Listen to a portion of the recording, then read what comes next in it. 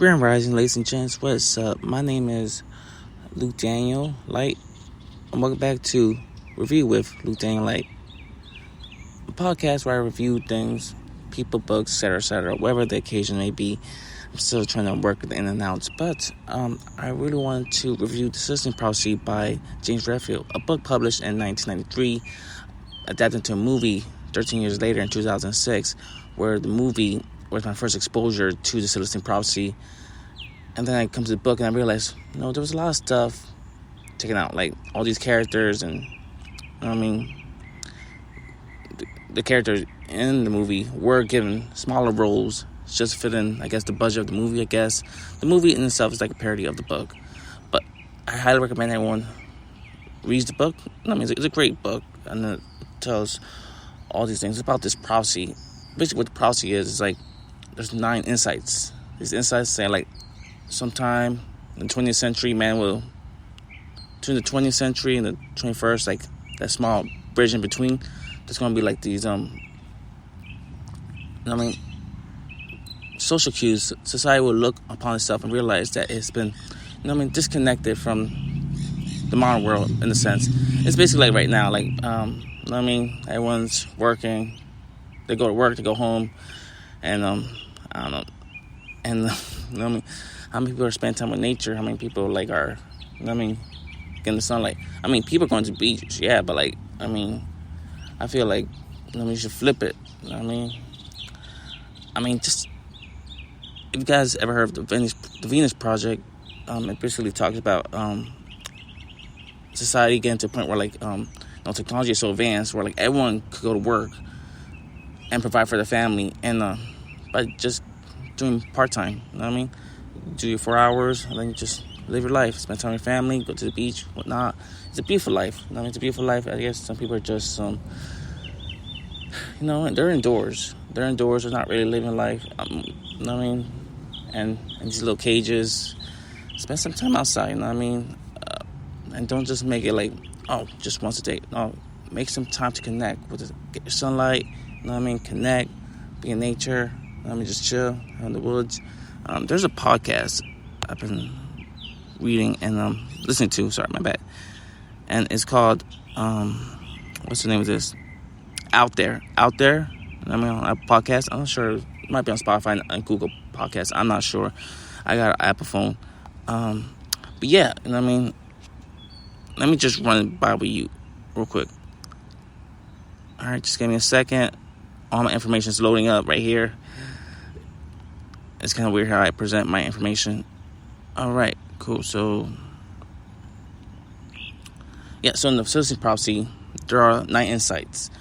And the first one's connecting to the mysteries. That's the main general idea, number 1, and explains the concept. And it's basically like what I just said. We become disconnected from the inherent mysteries and wonder of the world. People that don't have a lot of wonder. I guess it's like that childlike mentality, the not only that wonder, that joy, that curiosity, that look, there's a butterfly right there. I'm looking at a butterfly, but even kids nowadays, they're mostly just they're either raised by the TV or they're raised by their smartphones. It's a generation of kids obsessed with stimulation that they don't realize the natural wonders of the world, natural beauty. Look, it's a bee. There's a bee right here. Hope there's a bee. Might be a mosquito. Should have to watch out for that. I don't think bees climb like spiders. Well, I'm gonna keep an eye on my little friend there. You know what I mean? Say a little prayer for him. Number 2, move from fear to love. The concept right here: fear dominates our life, hindering personal growth and connection. Whereas the shift would cultivate love and compassion as guiding forces, fostering positive transformation. I'm not going to go through all these, but in the book, our character learns these concepts and the proposed shift that would help evolve humanity to the next level. It's a book about evolution in general too. I'm not sure if you're familiar with the phrase Homo luminous. There's a concept right there that Homo sapiens would evolve into Homo luminous. basically just becoming more in tune with going back into the natural way, natural flow of life, and all that beautiful aspects. Again, this may tie in with like some Native American prophecies and all that. There's a whole bunch of stuff out there, but it's basically, it's a book. It's a beautiful book.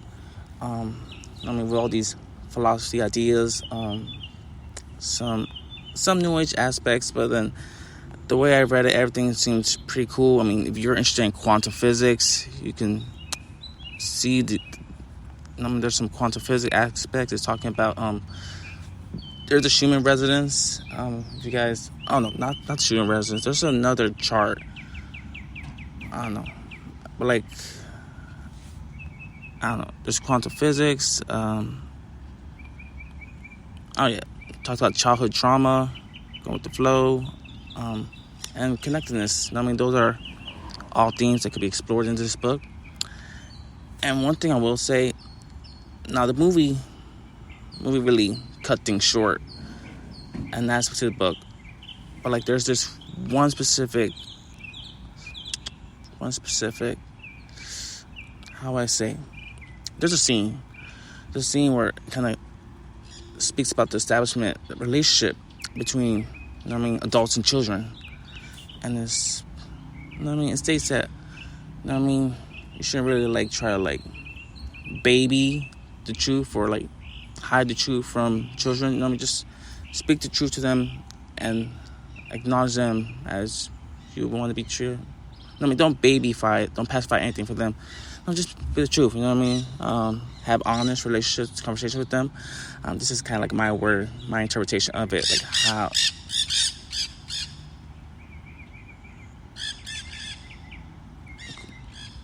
I'm just pausing for the birds. But yeah, basically, I feel like we as a society, well, in my aspect, I feel like you shouldn't really hide things from children. Just explain the truth to them and just try to